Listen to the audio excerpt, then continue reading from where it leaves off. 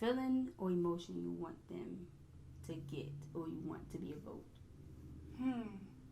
I think I want them to laugh. Like, I'm just a very, like, good vibes, like, generally happy type person. So when I want them to read it, I'm like, I want them to think of the scene in Love and Hip Hop where she's like, woo, this bitch is shaking the tape, and laugh, because, like, that's what the show is. Like, it's just clownery. I mean, a lot of it is, like, good tips and, like, good shit, like, that I'm spitting, but, like, for the most part, I'm a clown. Ronald McDonald wig is on, like, I am a full-out clown, so I want people to be like, girl, you a clown, I'm a clown, let's be clowns together, let's have a circus. So it's given that. Do you have, like, one little fear, or I guess, like, a couple of fears that almost kept you from making this podcast?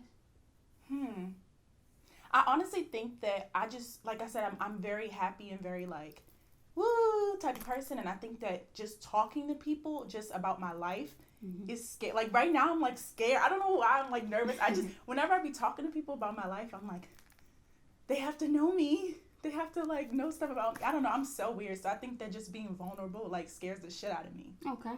So maybe that. Okay. So during the pandemic, it's like we, like, creatives and, you know, business owners have a hard time, like, keeping things fresh. How are you going about keeping, like, the podcast fresh? That's the toughest thing, I think, for me, because, like, I'm sick of listening to podcasts that talk about the same stuff. It's like, would you go on a $200 date? Like, some of y'all don't even have $200. You know what I'm saying? So it's like talking about the same stuff. Obviously, people want to talk about, like, dating and love, like, a lot. And so it's like, how do I keep that fresh? And for me, it's mostly just having conversations with my friends. Like, my homegirls are so funny, so creative. And they're like, look, a lot of people going to Hinge now. Talk to some people who've been on Hinge. Talk to some people who've been on Tinder. Talk to some people who, like, never been on the app, but now they're on the app because of this, you know? So I just try to, like, look at meme culture, look at all these different videos that are coming out on Twitter. Like, what are some fun ways that I could spice stuff up? And then sometimes I just get crazy ass, like, guest requests. People be like, interview this guy. Like, he want to talk about, like, being a hotep. I'm like, we don't really do that. But, you know, like, I just go through their profiles and I'd be like, all right, so let me ask you about this. Or, like, finding people that I know are going to be, like, hot topics, or they have a lot of, like, things that they talk about that can get people going. So that's tough to find people who are that interesting all the time. Because nobody's, like, on 10, you know, all the time. And sometimes you have a guest in mind or you have a topic in mind and it just don't work out for whatever reason. So I think that is, like, a huge quarantine struggle. And it's like, sometimes you can want to meet with somebody, but they're so far. I was in New York at the beginning of the pandemic. Now I'm in Baltimore, and people be like, oh, I'm in Philly. And I'm like, I can't make it. Or they're like, I'm in Delaware. And I'm like, that's not a state. So, like, how do I... That's not a state. How do I connect with you if, like, you know? And so I'm like, do I do it virtually? Like, can I find somebody who has what you have and what you bring to the table? That is my biggest struggle during this pandemic, because otherwise it'd have been easy for me to get it done. With the guests, have you had a guest that you was like, all right, I put them on the show, this gonna be popping, but it just, like, flop? Yes.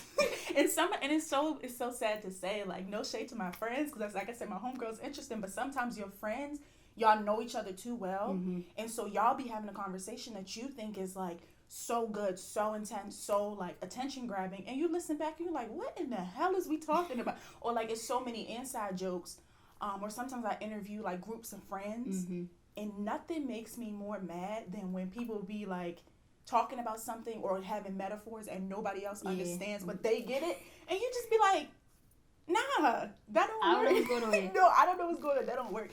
So I think that just, like, interviewing people in groups, to me, is like, if it's more than 3 people, I'm like, look, y'all, you got to pick a representative, because I tried to do a 6-person podcast once. Like, this was, like, a couple months ago. Never again. Never again. How did that go? It was so bad. Like, everybody was just talking over each other. And then it was like, we lost the question at one point. I don't even, the topic was something like, I was asking, like, guys and girls about, like, friends with benefits and that kind of thing. And, like, how, like, the lines are being blurred between, like, who's your actual friend and who's just, like, you're in a situationship with them. And then, like, some of the guys, you know, they're like, it's not a situationship. Like, I really like her. Da, da, da, da, da. And it's like, they arguing, they talking about bullshit. They using, like, entanglement examples and stuff like that. I'm like, this is not funny. Like, so I had a lot of things where I'm like, delete this whole episode. Oh man. Delete this whole shit. And Lose an start episode? over. That'd be crazy. That's the worst. Like redoing the whole joint, you just be looking like. Lord Jesus, let's not go through episode 2 of this. No. What do you think you're contributing to the generation with your podcast? I definitely want it to be an escape. I think a lot of podcasts now feel like they have to be serious or they have to talk about things that are happening like in a timely fashion. But for me, it's like I'm just shooting the shit. I'm talking about whatever I want to talk about. If I want to talk about my journey to self-love, my journey to healing, if I want to tell y'all like, look, this is what my therapist said this week. This is what y'all need to do to help work on yourself because I'm doing it. Or if we want to talk about like sex, love, relationships, whatever y'all want to talk about, like I just shoot the shit. I don't have like, I mean, I have topics. Like I have a list in my phone. I'm like, all right, today we're going to talk about sliding in DMs. Like what's the craziest DM you ever got or like stuff like that. But I try to make sure that what I'm contributing makes people feel good at the end of the day. So if it's you working on yourself or you listen to a conversation that I had with my therapist and you are like, look, that makes me think. I want to be better. I want to heal or whatever.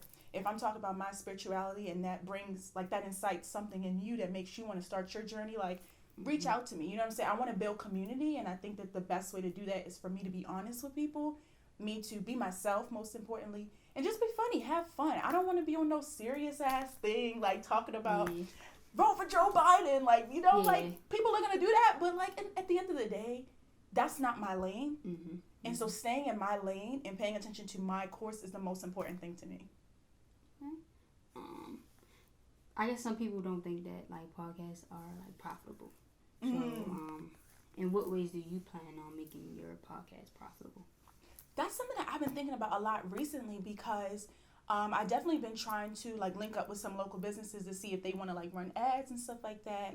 But it's just hard because I'm like, what city am I in? Like, am I in Baltimore? Am I in New York? And so like picking that lane also, and then like I feel like in the pandemic, it's really hard, surprisingly, for me to like get people to maintain consistency with listening to the episodes. Because I have people that pop in and out. So if you want to do metrics to give to someone who wants to run an ad, it's like, well, all my dating episodes like go dumb. Like the numbers are high, but when I'm talking about like serious stuff, you know, people don't want to sit and then listen and talk about like, you know, they don't want to get deep with it. They just want to laugh. And so it's really hard to build metrics if my topics are like all over the place. So I'm trying to figure out like, do I do a run of episodes about specifically dating, get those numbers in, give it to somebody, or do I just like keep doing what I'm doing and hope for the best? I really don't know. But I definitely want to do merch because like I have some really cool ideas of stuff that I could do, and like people have been telling me like, oh, you should get hats, you should get shirts, you should get this and that. But I'm like, I want to do something that's different. Like I'm always, and this is my problem too, I'm so in my head and I'm so like trying to be perfect about everything, and I'm like, if I do a hat, it has to be fire. Like it has to be a hat that you can't get nowhere else. Yeah, I mean, it has to be like merch that you know what I'm saying? Like I be seeing people that got some dope stuff. Like I'm not gonna be like, here, buy this tracksuit $400. Like, no, that's not my wave. But if I could find something look cute, I'm like, okay, shaking the table is bringing merch. So stay tuned, y'all. 2021 though, we got too much shit going on this year. I ain't got time. This year just been a headache. Catch me next year. Catch me next year. Headache. What are your top 3 episodes? Top 3. Ooh. I'm so biased because I'm in them. Definitely my most fun one was Girls Need Love, and that was me talking to my friend who's a nurse, and she was just talking about like people were sending her sex questions and she was just answering them, and it like got really funny, and that's my most listened to episode. 1 because niggas nosy, and then 2 because they be trying to learn. It's okay, learn, okay. They be trying to learn. They like try to listen to this episode because they think I'm gonna be on there wild, and like, no, I'm not. I'm a child of God, you know. So I didn't even say that with a straight face, and you laughed. No, because you know, listen, if you hear, you hear. Somebody said they're a child of God, they are. And then it's just protecting what they can't say it to you at the moment. You get me. So that was like the funniest one. What else is one that I did that was good? Another one, my homegirl got on there and was talking about like shit that people do in relationships, like in situations where they're trying to get in a relationship with people, and it's like all the mistakes you're making. I love that. That one's coming out in a month. That one's gonna be funny because like we do so much stuff, we don't realize it, and I'm listening back and I'm like nervous to put it out because I'm doing like half the stuff on the list. Man. I told you I got my Ronald McDonald wig on. Like, I'm a clown. I'm a full clown. So I already know that I'm fucking up. And so I don't want to put this out. And then people be like, hold on, you're doing that same goofy shit right now. So I got to give it a minute. I got to wait for things to calm down. That'll be you, like, living in your truth. You know what I'm saying? Like, No! I know that some of these things is probably outrageous. No, and I know that I'm a clown. So I'm like, wait, like, let me just pause and wait for me to, like, you know, not have any clownery coming through my phone, and then put it out, so that way it looks like I learned from the mistakes. Okay. Oh, all right. Think with your third eye. Strategy. Think with your third eye. So that one. And then,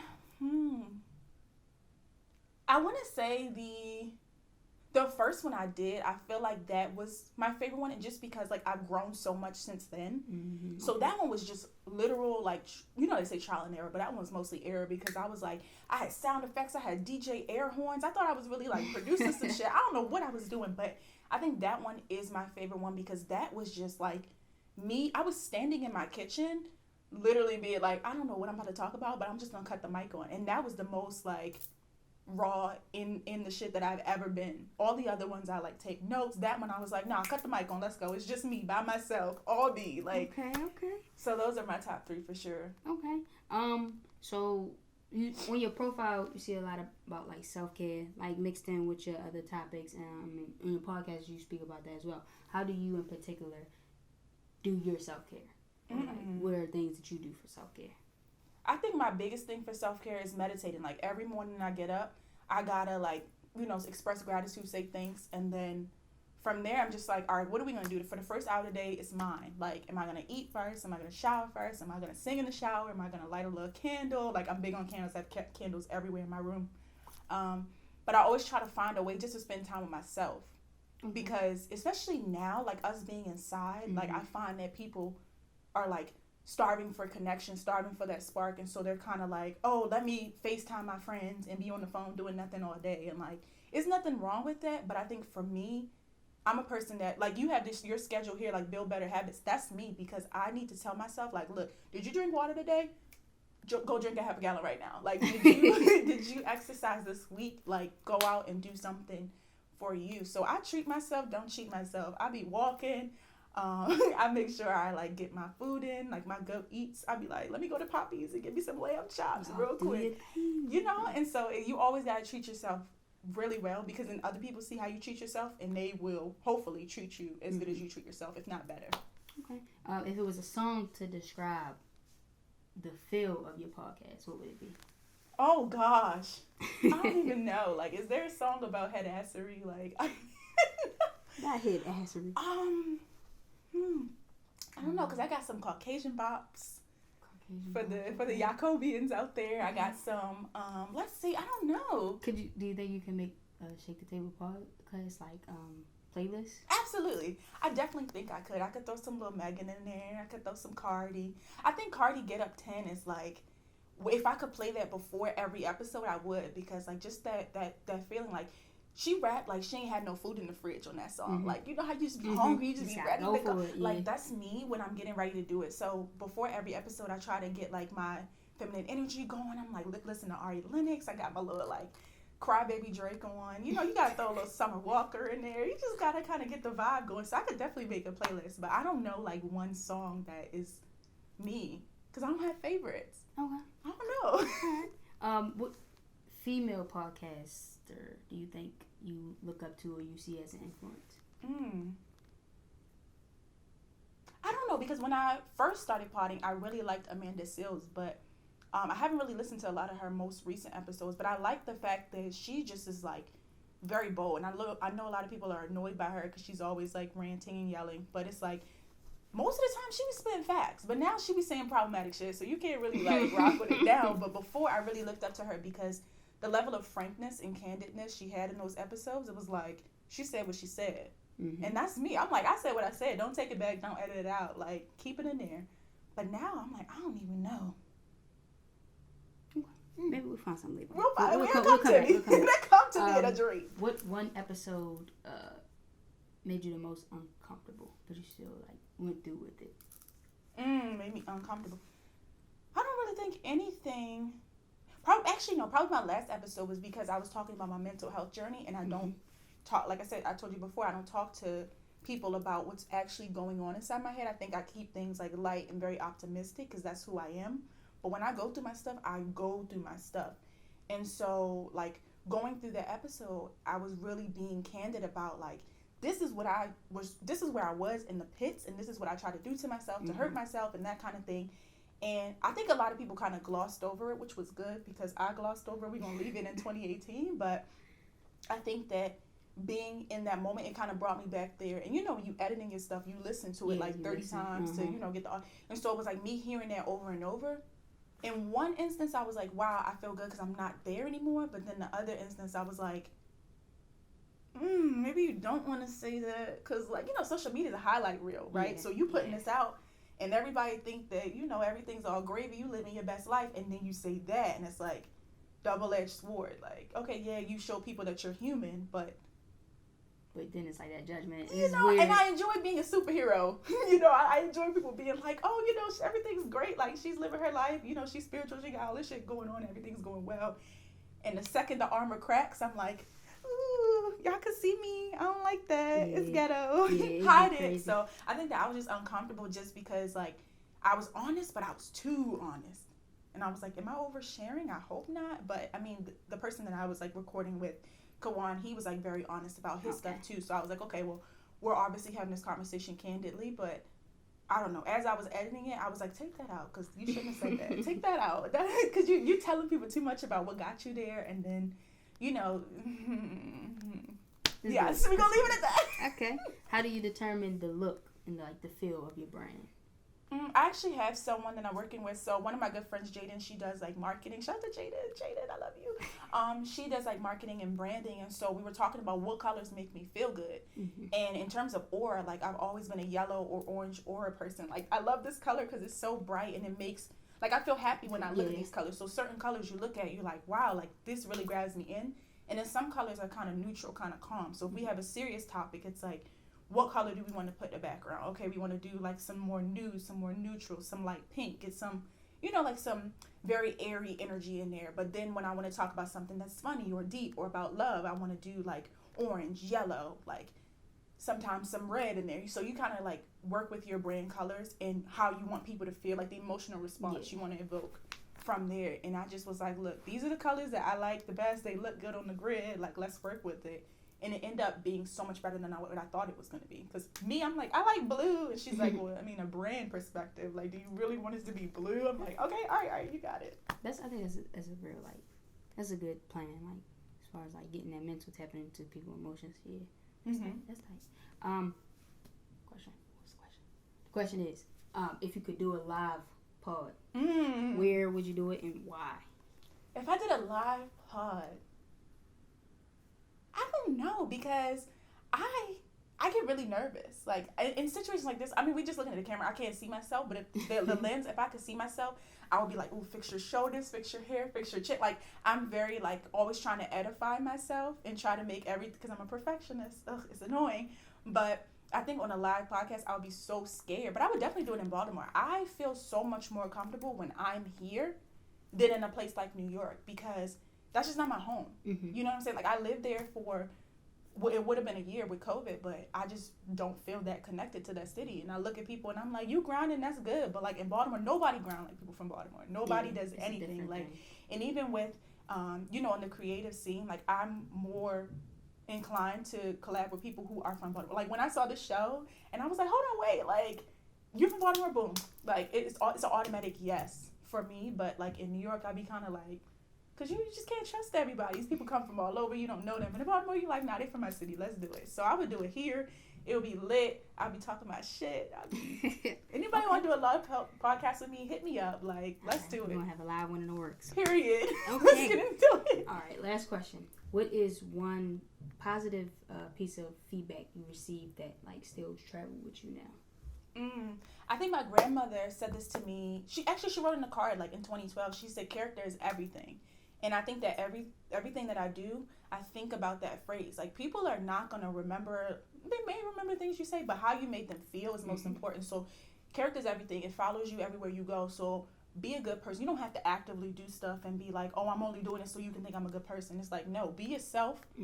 Be authentic. Like you said, walk in your truth, living your truth. And people are going to remember that. You know, I felt happy when I was talking to her. Like, I hope when I leave here, you be like, she's lit. Like, let's get a drink, you know, because I want people to see me as myself instead of seeing what I want you to see. And that's why there's such a disconnect between, like, social media. And I don't even be posting on my timeline like that because I don't want people to have an idea of me. I want you to meet me and then see, like, this is the truth. This is it. But you see people on social media and you're like, oh, this person can seem cool. You meet them, you hate them. And so I always think about, my grandmother said, character is everything. Like, that follows you wherever you go. And you can't buy that. You can't change it. You can't swap it for somebody else. Either you got that shit or you don't. That's a word. Blue. That's on that. Thanks for tuning in. Like, comment, subscribe.